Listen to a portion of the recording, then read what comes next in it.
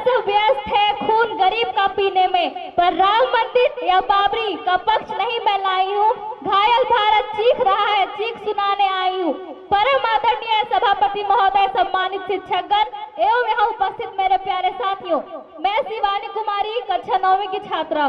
आज हम यहाँ पर अपने देश का 78वां स्वतंत्रता दिवस मनाने के लिए एकत्रित हुए हैं। सबसे पहले मैं आप सभी को स्वतंत्रता दिवस की हार्दिक शुभकामनाएं देती हूँ।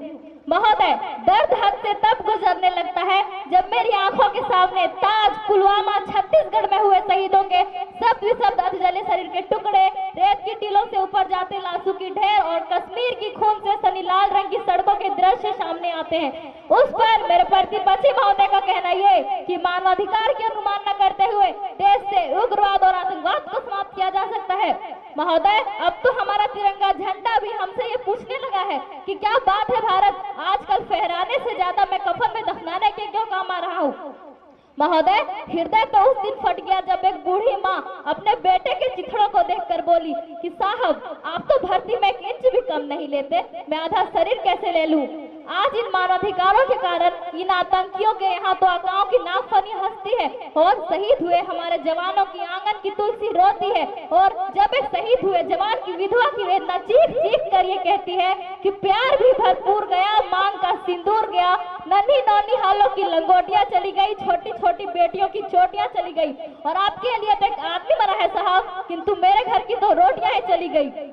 महोदय, किसी भी युद्ध को जीतने के लिए पहल करना सबसे अधिक आवश्यक है, क्योंकि इतिहास गवाह है कि पहल करके बड़े से बड़े युद्धों के परिणाम बदल दिए गए हैं। परंतु आज इन मानवाधिकारों के कारण हमारे देश के वीर जवान इस कदर बंधे हुए कि वो ड्यूटी पर खड़े होकर भी आज पहल करने से डरते हैं, क्योंकि महोदय भविष्य में उन्हें कटघरे में खड़े होने की डर सता रही होती है।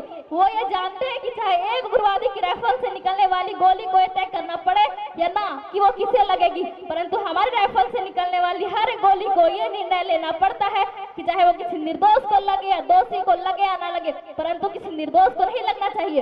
यदि ऐसा हुआ तो ना तो ये समाज हमें छोड़ेगी और ना ही दिल की ताड़ बनाने वाली ये मीडिया हमें छोड़ेगी, क्योंकि मानवाधिकार के तले किसी जवान को दबाकर युद्ध के मैदान में छोड़ देना कोई वीरता नहीं बल्कि एक आत्महत्या है। क्योंकि महोदय, फूल को श्रृंगार तो ये मुमकिन नहीं और एक वीर को झनकार तो ये मुमकिन नहीं, जो हाथ बांधे सेना के ऐसे मानवाधिकारों का पालन संभव नहीं।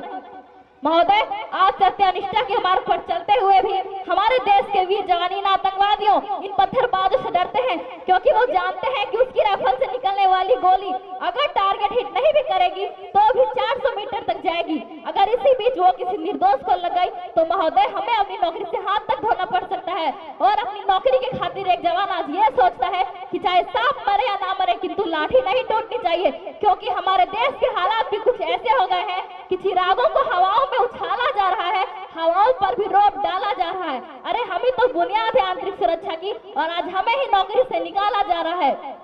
महोदय, जब पुलवामा में 44 जवान शहीद हुए, छत्तीसगढ़ में 76 जवान शहीद हुए, तो कोई भी मानवाधिकार की दुहाई देने वाले हमारे पक्ष में आकर खड़े नहीं हुए।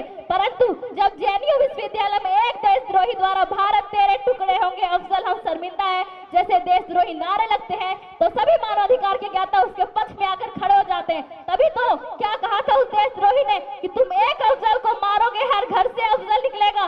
तो मैं भारत की बेटी अपनी भारतीय सेना की तरफ से आज ये ऐलान करती हूँ कि उस घर में घुसकर मारेंगे जिस घर से अफजल निकलेगा, वो कोख नहीं पलने देंगे जिस कोख से अफजल निकलेगा। उठो देश के वीर जवानों, तुम सिंह बनकर दहाड़ दो और एक तिरंगा झंडा उस कन्हैया के सीने में गाड़ दो। जय हिंद, जय भारत। बहुत खूबसूरत, बेहतरीन, जबरदस्त, शानदार।